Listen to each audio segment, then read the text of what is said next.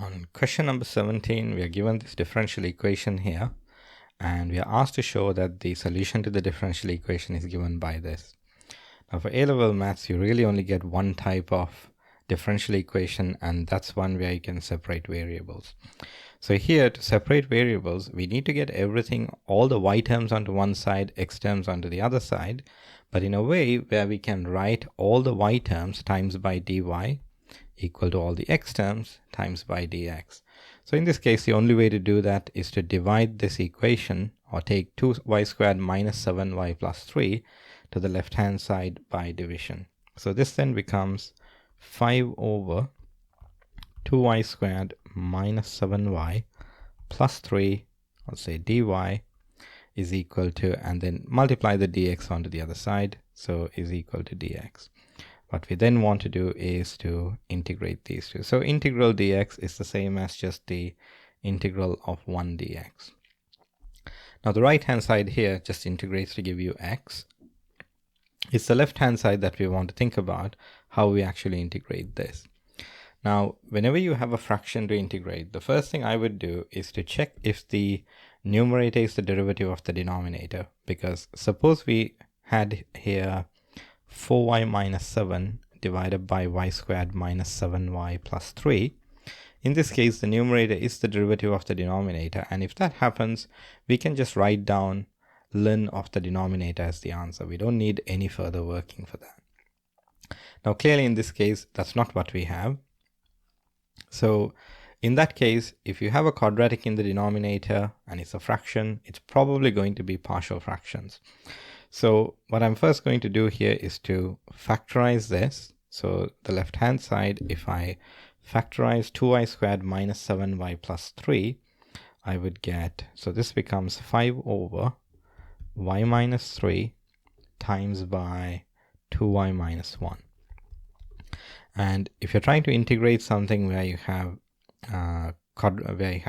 linear factors in the denominator, then this is almost always going to be to do with partial fractions. So the partial fraction form here will be a over y minus 3 plus b over 2y minus 1.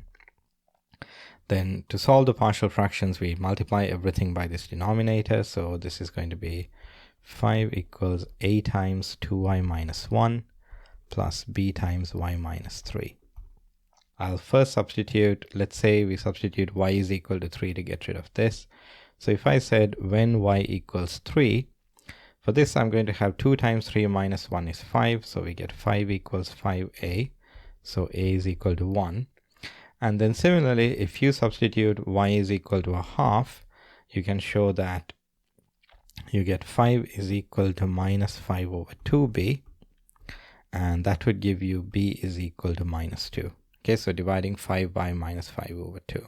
So what all that means is that the left-hand side of the integral here can now be written as 1 over y minus 3, because we showed a is equal to 1, minus 2 over 2y minus 1. So just going back to this integral here, so we can say this is equal to the integral of 1 over y minus 3 minus 2 over 2y minus 1 dy is equal to the integral of 1 dx. Now the integral of 1 over y minus 3, that's going to give us ln y minus 3 minus the integral of this part here. There's a couple of ways you could do this, but here I would use the rule where I said you could check if the numerator is the derivative of the denominator. If you differentiate 2y minus 1, we do get 2. So that should tell you that this is going to be ln 2y minus 1. Then integrating the right hand side, we get x. The constant, it doesn't matter which side you write that on. So in this case, I'll put the constant of integration on the right hand side. So at this point, we've actually done with solving the differential equation. If the question was just to solve the differential equation here, then you could actually leave the answer like this. But in this case, we are asked to make y the subject and show that the equation can be written in this form. So to do that, we'll just use some rules of logs here and see what we can rearrange this to. So if you subtract two ln terms, that can be written as a division. So this is y minus 3 over 2y minus 1 is equal to x plus c.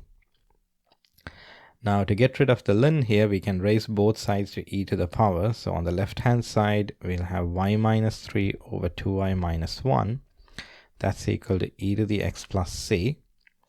Now e to the power x plus c is the same thing as e to the x times by e to the c. Because if you had this, what you would do is you would have added the powers together. Now because c is a constant, e to the power c is also a constant, so we can replace that with just any other constant. So we'll just replace that by the letter a. So I can then write the right hand side here as, instead of e to the x plus c, this can now be written as a e to the power x. So we have y minus 3 over 2y minus 1 is equal to a e to the x. Now to make y the subject, let's multiply 2y minus 1 onto this side. So I'm going to say y minus 3 is equal to a e to the x times 2y minus 1.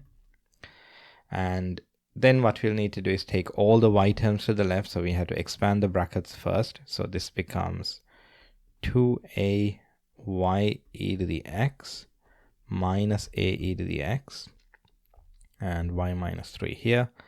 We'll bring all the y terms to one side. It doesn't matter if you put all the y terms on this side or all the y terms on this side. Let's just bring all the y terms to the left.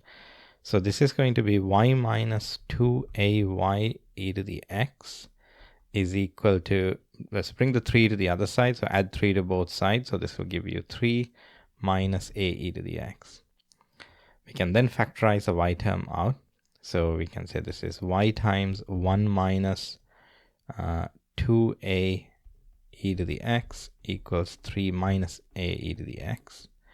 And then divide by this bracket to give us y is equal to 3 minus a e to the x divided by 1 minus 2a e to the x.